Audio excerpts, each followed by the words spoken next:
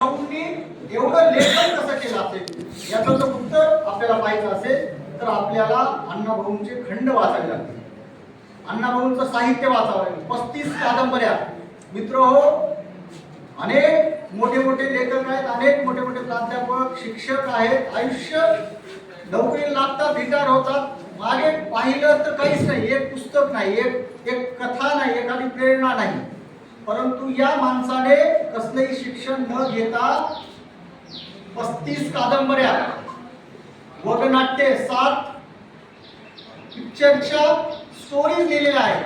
ज्या कारण पिक्चरची स्टोरी हा भाग वेगळा, कथा हा भाग वेगळा, कादंबरी हा भाग वेगळा. स्क्रिप्ट रायटिंग 7 पिक्चरची अण्णाभाऊंनी केलेली आहे. असा हा प्रतिभावंत साहित्यिक आणि त्या निमित्ताने आज आपण त्यांची जयंती साजरी करतो आहोत. या अमरावतीच्या जेलमध्ये अण्णाभाऊ असताना अण्णाभाऊ एका नाव्याची कथा लिहितात, दादा नावी. पण मित्र हो, नाव जरी दादा नावी असलं तरी सुद्धा त्यांच्या कुठल्याच कथेत, कुठल्याच साहित्यामध्ये जातीवाचक शब्द आपल्याला कुठेच पाहायला मिळत नाही. महिलांबद्दल कुठेच तेढ किंवा कुठली घृणा, द्वेष आपल्याला कुठेच पाहायला मिळत नाही. या कथेचं नाव दादा नावी आहे, परंतु त्याला नावी म्हटलं की चीड यायची. म्हणून तो फक्त दादा या नावानं ओळखा, किंवा मला फक्त दादा म्हटलेलं आवडतं. आपल्याकडे अनेक लोक आहेत, पहिल्या नावानं म्हटले खूप आवडतं, मला म्हणतात रमेशच म्हणा, नाटके म्हणू नका. हा जो प्रकार आहे तो तसाच मला वाटतं कुठेतरी अण्णाभाऊंच्या साहित्यामध्ये. कारण जात, आडनाव म्हटलं की जात समोर येते. आडनावानं माणसं जातीचा शोध घ्यायला लागतात. म्हणून साऊथकडे आजही बघा तुम्ही, आजही साऊथकडे लोकांना एकमेकांना पहिल्या नावानं ओळखलं जातं. पहिल्या नावानं हाक मांडण्याची प्रथा आहे. तशीच प्रथा आपल्याला अण्णाभाऊंच्या कथेमध्ये पाहायला मिळते. दादा नावी हा जरी जातीने नावी असला तरी सुद्धा त्याला नावी पुढे नाव लावले त्याला चीड यायची. हा नावी, हा दादा काय करतोय तर अण्णाभाऊ साठे सोबतच या जेलमध्ये आहे. या जेलमध्ये आहे कशासाठी, काय गुन्हा केला याने तर काहीच नाही. अगोदर एक लग्न, त्याच्यानंतर पहिल्या बायकोसोबत पटेना म्हणून दुसरी बायको एका वर्षातच केली. आणि त्या दोघींच्या भांडणामध्ये, कारण आपण तो जर काळ पाहिला तर निश्चित आपल्याला लक्षात येतं की एवढे रागीट आणि लोक एवढे रागीट होते की अगदी खतरनाक. आणि मग दोघी बायकांच्या भांडणामध्ये याला राग आला, दादाला राग आला, आणि त्याने एका बायकोचे, आणि तो नावी आहे, त्या बायकोचे केस पूर्ण कापून टाकले, वस्त्राने पूर्ण केस कापले. आणि मग हे भांडण ज्यावेळेस पंचायत मध्ये जातं, त्या पंचायतनं त्याला 6 महिन्याची किंवा त्या प्रशासन त्याला 6 महिन्याची सजा या दादाला दिली. या जेलमध्ये हा दादा आहे. मित्र, कथा जरी वेगळी असली तरी मला मूळ मुद्दा मी सोडणार नाही.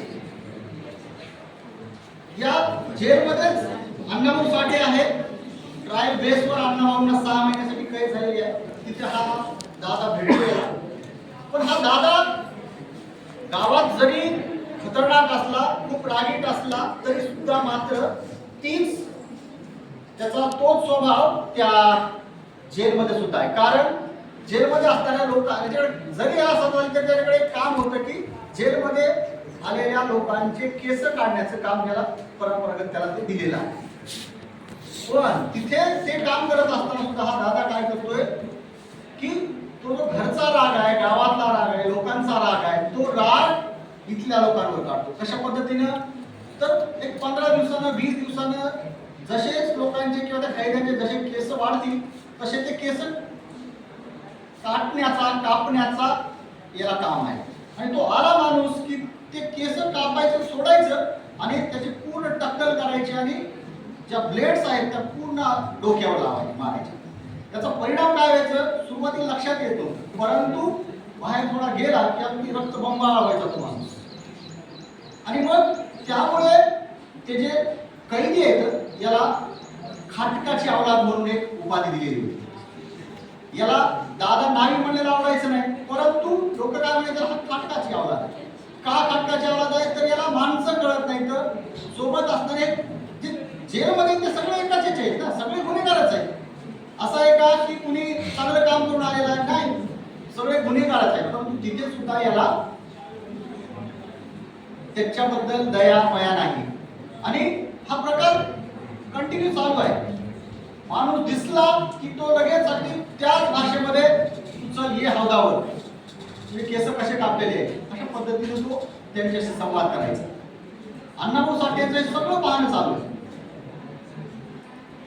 मग एके दिवशी जो जो संवाद आहे ना ही हौदावर, तो संवाद पुढे काही दिवसानंतर कंटिन्युअसली चालू आहे.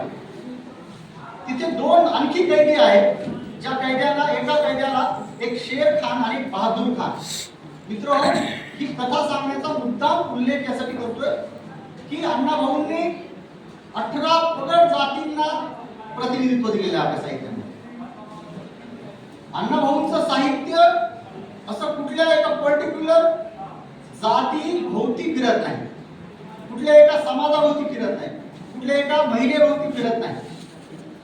तर आपला भारत देश हा विविधतेने नटलेला आहे. अनेक जाती धर्म या भारतात आहेत. आणि अगदी सेम त्याच पद्धतीने अण्णाभाऊंच्या साहित्यामध्ये सुद्धा आपल्याला सगळ्या जाती धर्मांची लोक, सगळ्या जाती धर्मांची प्रतिनिधित्व आपल्याला पाहायला मिळतात. या जेलमध्ये बहादूर खान आणि शेर खान हे दोन कैदी आहेत. बहादूर खान 3 टाइम जेल जरी असली तरी तो आपल्या धर्माला प्रामाणिक आहे. 3 टाइम आपली नमाज चुकू देत नाही. आणि या नमाजला प्रोटेक्शन देण्याचं काम कुणाचं आहे तर त्या बहादूर खानचं आणि अण्णाभाऊ साठेंचं. कारण अण्णाभाऊ साठे, बहादूर खान आणि शेर खान एकाच बरकी म्हणायचे, त्यावेळेस बरकी म्हणायचे. आपण आता जेलचा काय म्हणतो आपण, जेलचा ते हे असेल त्याच्यामध्ये बरकी म्हणायचं. ते एका बरकीमध्ये हे 3 जण आहेत.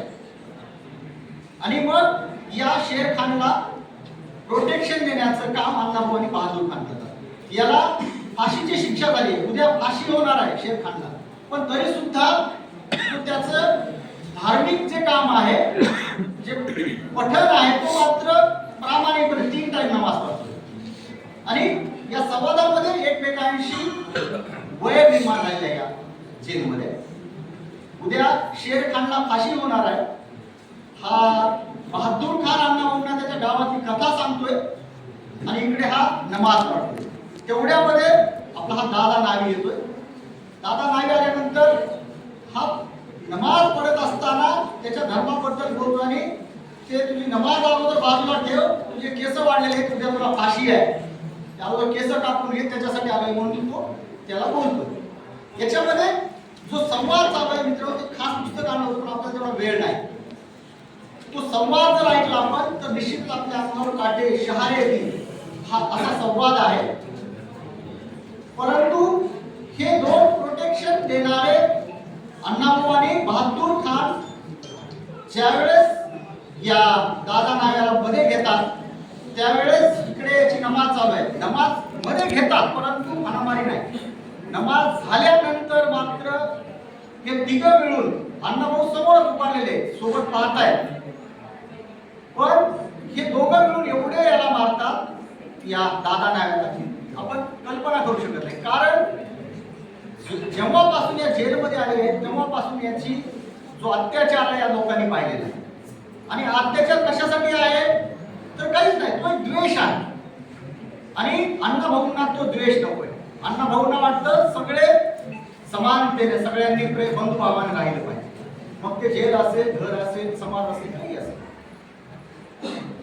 या हाणामारीमध्ये हे दोघं त्याच्या पाठीवर बसून अक्षरशः त्याला हत्तीवर खूप चांगला संवाद आहे.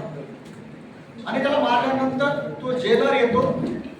कुणाची हिंमत नाही त्या 2 शेर खान आणि बहादूर खानला सांगायची की आता बंद कर, तू भांडण बंद कर, मारू नकोस. शेवटी अण्णाभाऊ मध्यस्थी करतात आणि ते भांडण सोडवतात. हे भांडण जेलरकडे ज्यावेळेस जातं त्यावेळेस मित्रांनो महत्वाची गोष्ट कथा त्याच्यासाठी सांगितलेली आहे. या जेलमध्ये सगळे हिंदू आहेत आणि फक्त 2 मुस्लिम जे कैदी आहेत. अण्णाभाऊ हिंदूच आहे, नावी दादा नावी हिंदूच आहे, दुसरे हिंदूच आहे. दोन मुस्लिम एका हिंदू व्यक्तीला मारतोय. हे प्रकरण ज्यावेळेस जेलरकडे जातं त्यावेळेस मात्र जेलर म्हणतात की अण्णाभाऊ तुम्ही जे पाहिलं ते सांगा. आणि मग लोकांना वाटतं की आता सगळी धिस ही अण्णाभाऊवर आहे. अण्णाभाऊंनी खरं सांगावं.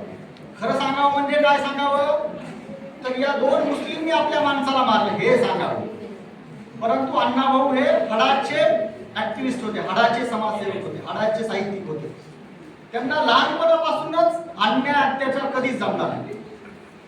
त्यांनी जेलरला स्पष्ट सांगितलं की आतापर्यंत या दादा नावेंनी कुठल्या पद्धतीने कशा पद्धतीने या कैद्यांना हे केलेलं आहे, याच्याशी कशा पद्धतीने वागणूक दिली, कसा अत्याचार केलेला आहे. आणि आजही हा माणूस त्याचं काम करतोय, नमाज पडतोय, हा येऊन याच्याशी वाद घालतोय, यांनाच लगेच चला कठीण करायला घेऊन जातोय.